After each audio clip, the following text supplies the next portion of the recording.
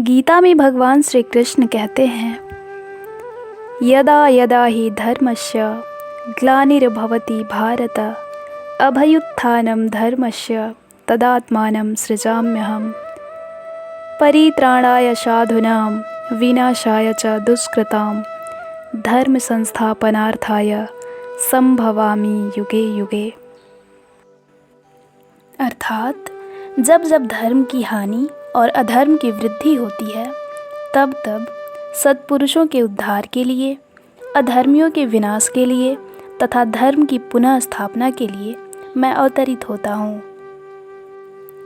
नमस्कार, हरिओम ट्रेडिशनल में आपका स्वागत है। भगवान श्री हरि अपने भक्तों की रक्षा तथा असुरों के संहार के लिए विविध अवतार धारण करते हैं और हमारा आज का विषय है भगवान श्री हरि के 10 प्रमुख अवतारों में से वामन अवतार। वामन अवतार में भगवान श्री हरि महातपस्वी कश्यप ऋषि तथा माता अदिति के पुत्र के रूप में प्रकट हुए थे। एक समय देवासुर संग्राम के दौरान असुरों के राजा बलि घायल हो गए और उनकी मृत्यु हो गई। उनके साथ साथ उनकी विशाल सेना का भी विनाश हो गया।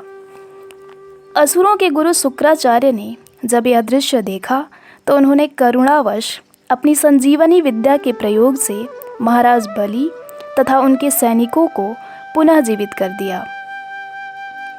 पुनर्जीवित होने के पश्चात बलि महाराज ने गुरु शुक्राचार्य के प्रति अत्यंत कृतज्ञता प्रकट किया तथा उनकी सेवा में लग गए। महाराज बलि की एकनिष्ठ सेवा से गुरु शुक्राचार्य अति प्रसन्न हुए और उन्होंने बलि महाराज को विश्वजीत यज्ञ करने का आदेश दिया। गुरु शुक्राचार्य के मार्गदर्शन में विश्वजीत यज्ञ सफलतापूर्वक संपन्न हुआ तथा फलस्वरूप यज्ञ की पवित्र अग्नि से रथ, घोड़े, पताका, धनुष, कवच तथा बाणों के तरकश बलि महाराज को प्राप्त हुए। इस प्रकार युद्ध सामग्रियों को प्राप्त करके गुरु शुक्राचार्य के आशीर्वाद से बलि महाराज ने स्वर्ग पर आक्रमण करने की तैयारी की। जब देवताओं ने देखा कि बलि महाराज की सेना विजयनाद करती हुई स्वर्ग की सीमाओं पर आक्रमण कर रही है, तो सभी देवताओं ने अपने गुरु बृहस्पति के निर्देशानुसार वहां से अदृश्य होने का निश्चय किया और इस प्रकार सारे देवता अलग अलग स्थानों पर चले गए तथा बलि महाराज के नेतृत्व में असुरों ने स्वर्ग पर विजय प्राप्त कर लिया। परंतु गुरु शुक्राचार्य जानते थे कि जब तक बलि महाराज 100 अश्वमेघ यज्ञ संपन्न नहीं कर लेते, तब तक वो इंद्र के सिंहासन पर यानी स्वर्ग पर अस्थायी शासन नहीं कर सकते। इसलिए उन्होंने महाराज बलि को 100 अश्वमेघ यज्ञ करने का परामर्श दिया। एक तरफ गुरु शुक्राचार्य के आदेशानुसार तथा उनके नेतृत्व में बलि महाराज अश्वमेघ यज्ञ कर रहे थे, वहीं दूसरी ओर स्वर्ग से सभी देवताओं के चले जाने के कारण देवताओं की माता अदिति अत्यंत व्यथित और दुखी हो गईं। माता अदिति ने अपने पति से याचना किया कि वे अपने पुत्रों को ऐसा वरदान दें जिससे वे अपनी संपत्ति, कीर्ति और ऐश्वर्य को पुनः प्राप्त कर सकें।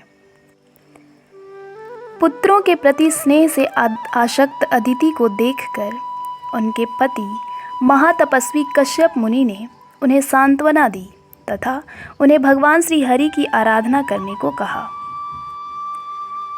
पति के कथनानुसार माता अदिति ने सच्चे मन से भगवान श्री हरि की आराधना शुरू किया तथा भगवान श्री हरि उनसे अति प्रसन्न हुए और उनकी इच्छा को पूरा करने के लिए उन्होंने माता अदिति तथा कश्यप ऋषि के पुत्र के रूप में अवतरित होना स्वीकार किया।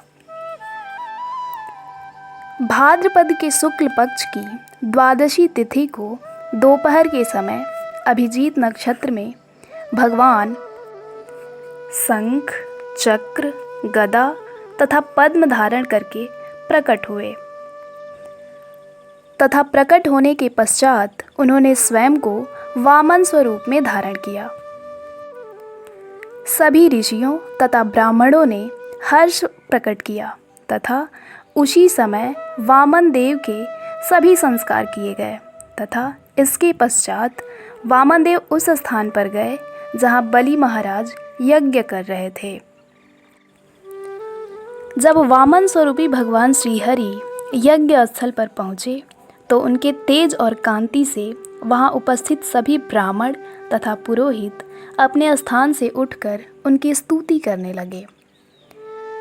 ब्राह्मणों का सम्मान करने वाले राजा बलि ने भी बटुक ब्राह्मण के रूप में आए वामन देव का स्वागत किया तथा उनके चरण धोए तथा उन्हें बैठने के लिए आसन दिया।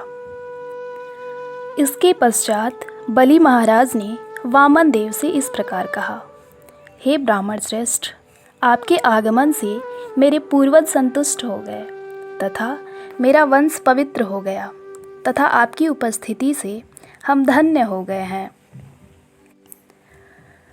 वामन स्वरूपी भगवान श्री हरि ने कहा, राजन, हम आपसे कुछ मांगने आए हैं। बलि महाराज ने कहा, हे ब्राह्मण श्रेष्ठ, आप जो भी चाहें मुझसे मांग सकते हैं। बलि महाराज की बात सुनकर भगवान श्री हरि ने बलि महाराज से 3 पग भूमि का दान मांगा। वामन देव की इच्छा को बलि महाराज ने अत्यंत सामान्य समझकर 3 पग भूमि दान में देने का संकल्प कर लिया, परंतु बलि महाराज के गुरु शुक्राचार्य इस बात से अवगत थे कि वामन स्वरूप में स्वयं भगवान श्री हरि हैं जो देवताओं के हितैषी हैं। गुरु शुक्राचार्य ने बलि महाराज को 3 पग भूमि दान में नहीं देने का परामर्श दिया। उन्होंने बलि महाराज को भली भांति समझाया और उन्हें बताया कि कुछ परिस्थितियों में व्यक्ति अपना वचन तोड़ सकता है, परंतु बलि महाराज अपने वचन से पीछे ना हटे। उन्होंने एक ब्राह्मण को दिए गए वचन को वापस लेना उचित नहीं समझा। महाराज बलि ने निश्चय किया कि भले ही वामन स्वरूप में स्वयं भगवान श्री नारायण ही क्यों न हो, वो उन्हें दान अवश्य देंगे और अपना वचन अवश्य पूरा करेंगे।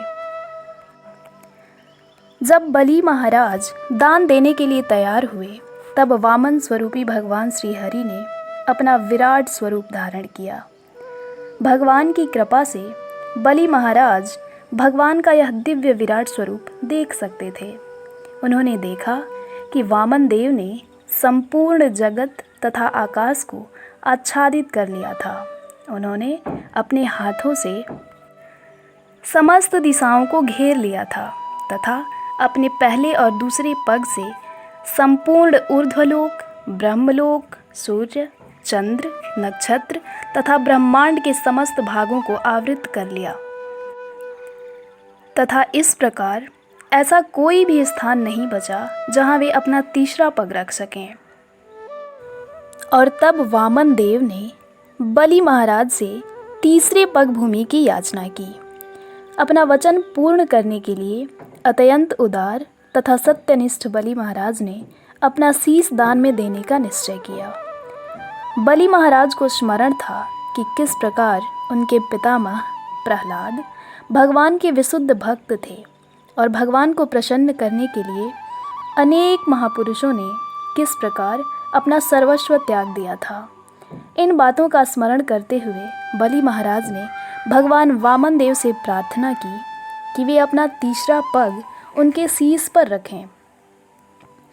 बलि महाराज की सत्यनिष्ठा तथा शरणागति से प्रसन्न होकर भगवान ने बलि महाराज की रक्षा के लिए अपना चक्र प्रदान किया और सदैव उनके साथ रहने का वचन दिया। इस प्रकार वामन देव के स्वरूप में भगवान ने माता अदिति की इच्छा पूर्ण की। देवताओं को अपना स्वर्ग पुनः प्राप्त हो गया तथा बलि महाराज को अपनी विशेष कृपा प्रदान कर भगवान श्री हरि ने उन्हें सूतल लोक में स्थान दिया, जो स्वर्ग लोक से भी अत्यधिक ऐश्वर्य युक्त है।